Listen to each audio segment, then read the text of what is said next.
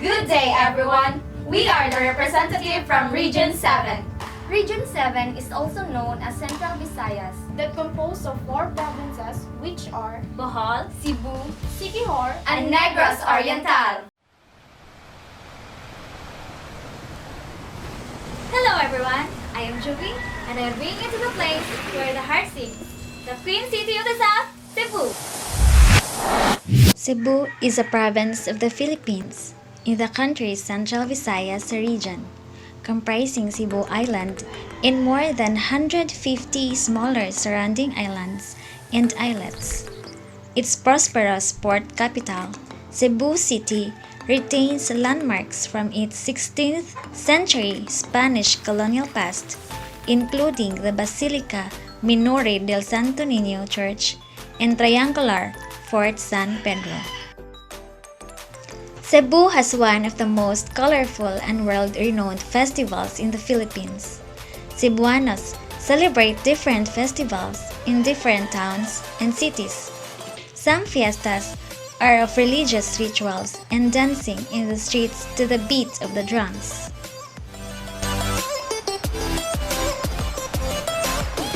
Magellan's Cross is a Christian cross planted by Portuguese and Spanish explorers as ordered by Ferdinand Magellan upon arriving in Cebu in the Philippines on 16th or 17th of March 1521.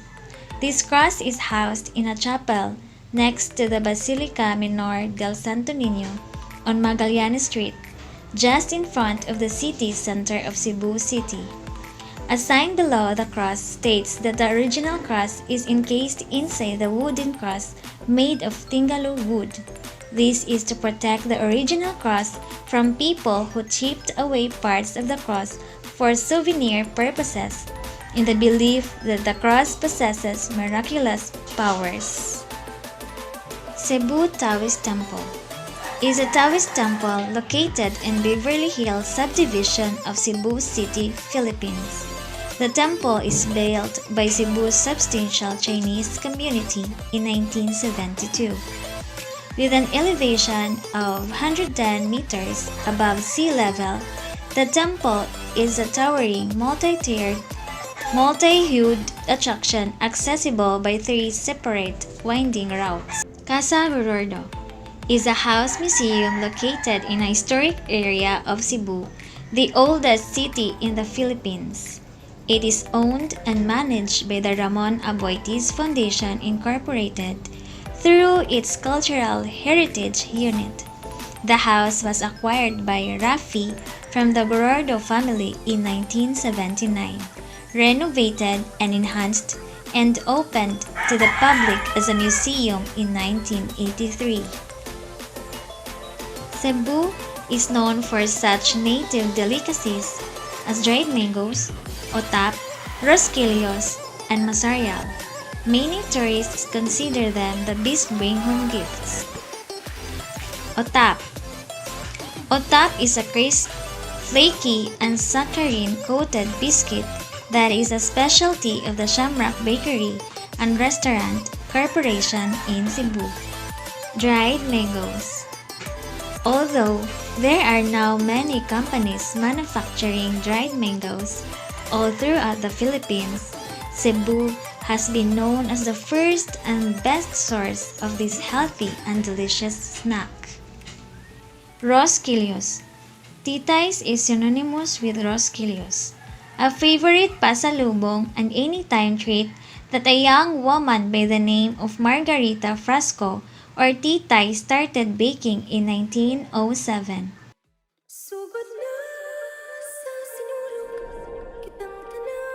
Sinulog Festival.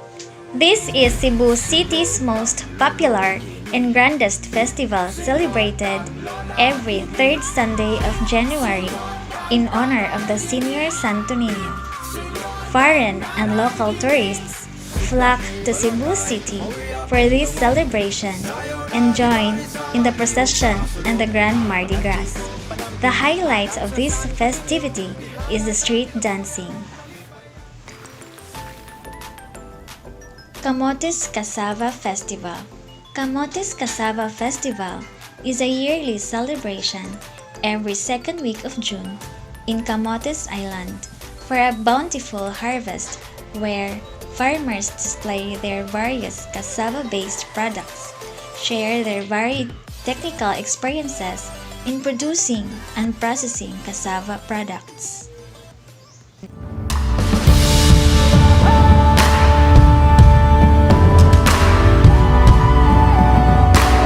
Hi everyone, I am Micaela Marie and I will take you from the heart of the island through the Philippines, Bohol.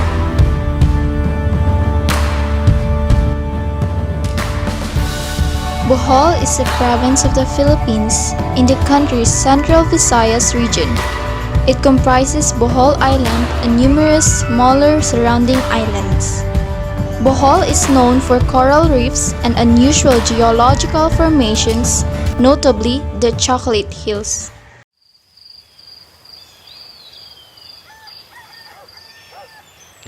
Chocolate Hills. All other Bohol tourist spots pale in comparison to this UNESCO World Heritage Site. There are over 1,300 to 1,700 hills that paint the viewscape of the province.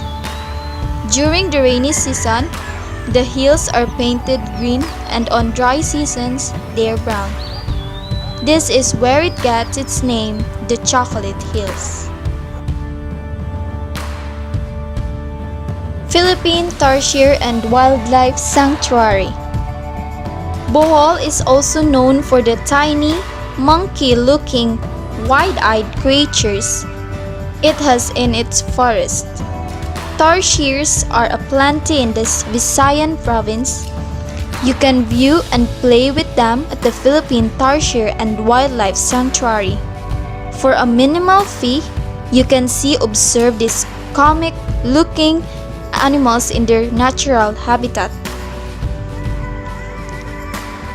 Tarsiers are sensitive animals, especially with their beaming eyes. While it's must to take photos of these tiny, furry friends, don't use your camera's flash as this will disrupt their calm vibe. Hiking. Go hiking and let your feet guide you to Bohol's famous attractions like the Bilar man-made forest and the Kanumantad Falls. If you're up for your longer walks, then embark on the 15-kilometer Cambia route, a more demanding extension of the Kanumantad Waterfall Trail or the equally long Bohol Tarsier Trail.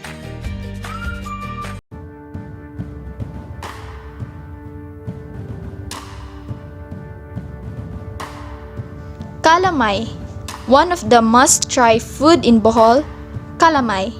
This popular mid-afternoon snack is made of glutinous rice, coconut milk, sugar and peanuts.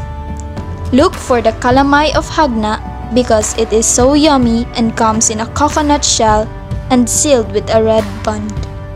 Peanut kisses. Shaped like the Chocolate Hills, these miniature cookies are excellent dessert, snack, or pasalubong. This Bohol signature delicacy has a nutty crunch in each bite you take. Sandugo Festival. This festival commemorates an event in the Philippine history, the blood pact that was made between Datu Sikatuna, ruler of Bohol Island in 1565, and Spanish explorer Miguel Lopez de Legazpi. There are plenty of street fairs, sporting and cultural events, and more. The Sandugo Festival offers history displays and exhibits to describe what life was like in Bohol during the 16th century.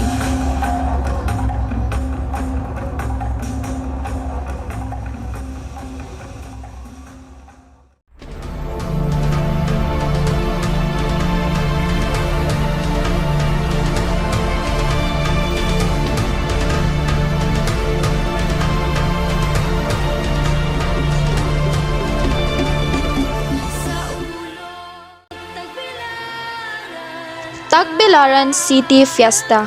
or Saulog. This fiesta is held annually starting on the first day of May. It is celebrated in honor of Saint Joseph, the patron saint of Tagbilaran City. This fiesta is filled with several fun-filled entertainment as well as stage plays, dances, concert, shows, and more. The Mutya sa Tagbilaran is a famous Philippine beauty pageant on the island of Bohol that the citizens look forward to every year. The festivities actually begin 9 days before May 1st, leading up to an exciting day of cultural events and activities.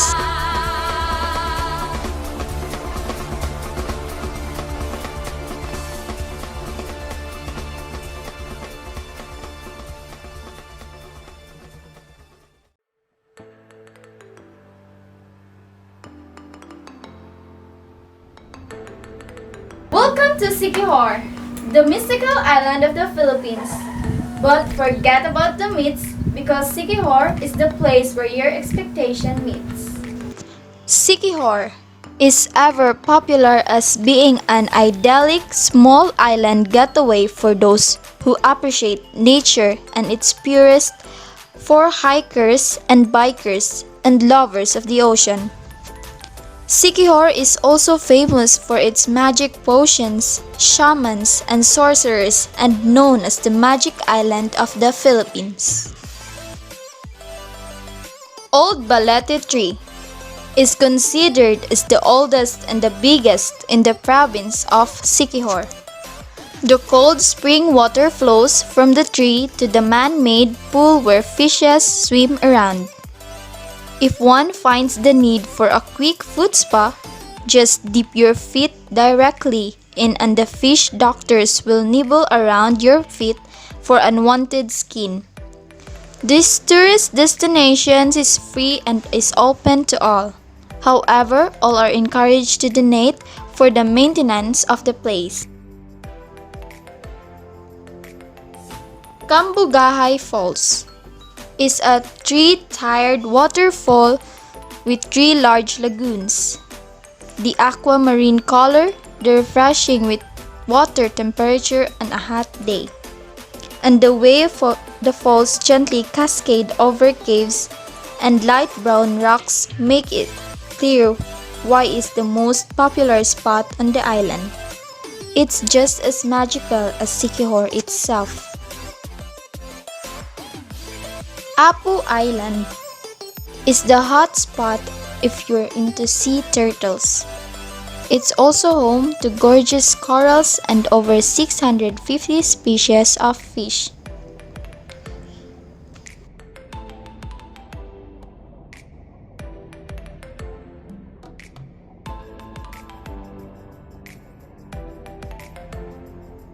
Bibingka is a type of baked rice cake from the Philippines. It is usually eaten for breakfast, especially during the Christmas season. It is traditionally cooked in clay pots lined with leaves. Pitsi-pitsi is another traditional Filipino dessert made simply with cassava, sugar, and ay. Like many Filipino desserts, it is steamed once pitsi-pitsi is served with freshly grated coconut. The famous festival in Siquijor, the Dilaab Festival, also known as Isla del Fuego, is named as such not because there are a lot of volcanoes or anything related with that, but because of the island's mystic fireflies, thus giving birth to the island capital town, the Dilaab Festival.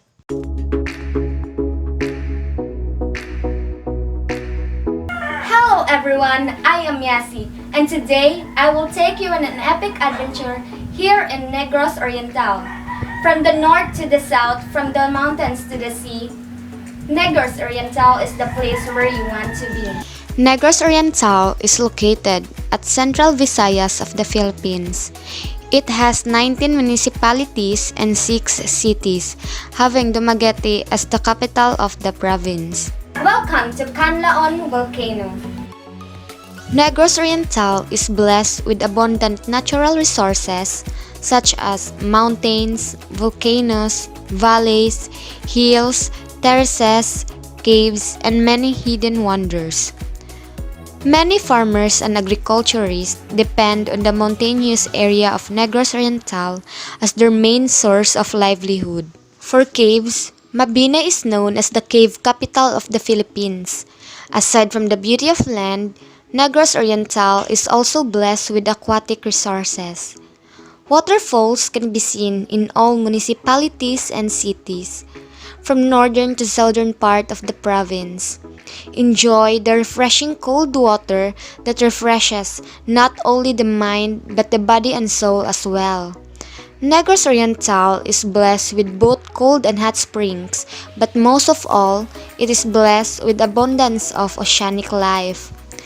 Most of the municipalities and cities of Negros Oriental have a shore of its own. Fishing is the main livelihood beside the sea. Negranzas know how to party. All year round, the different municipalities and cities celebrate their annual fiesta and festivity celebration. However, the biggest and grandest festival in Negros Oriental is the Buglasan Festival. It is also known as Festival of Festivals, held annually on the month of October. One thing that will never happen while visiting Negros is to get hungry with the growing numbers of food outlets, restaurants, local and international inspired cuisines. You will surely enjoy a great dining experience during breakfast, lunch, and dinner.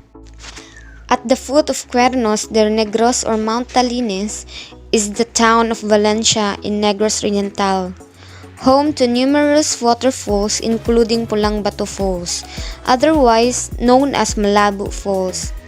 With its proximity and accessibility from Dumaguete City, it is fast becoming a tourist hotspot.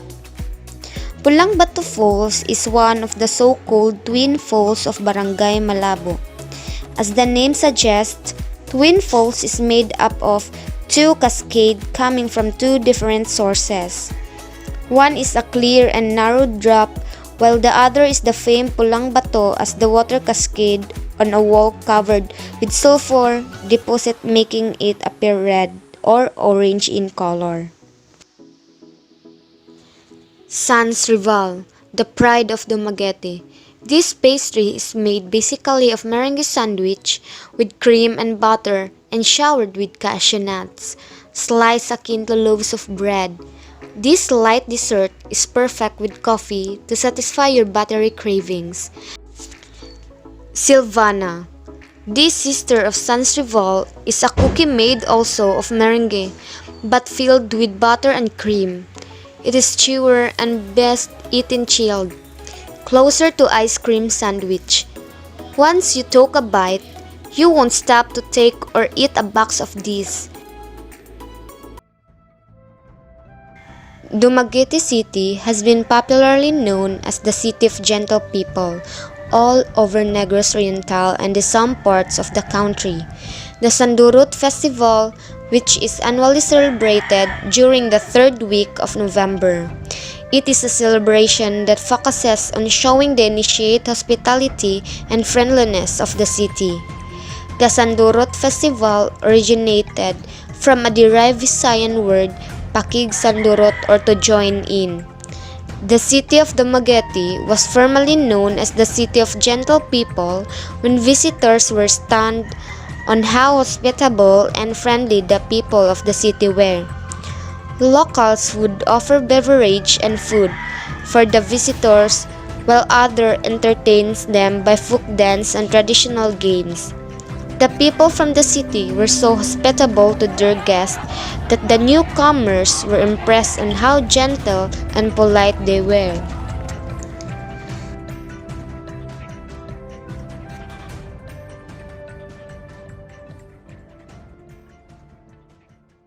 Ecological diversity with cultural and historical attractions in Region 7. your ideal holiday destinations, friendly smiles, amazing sights awaits you in Central Visayas.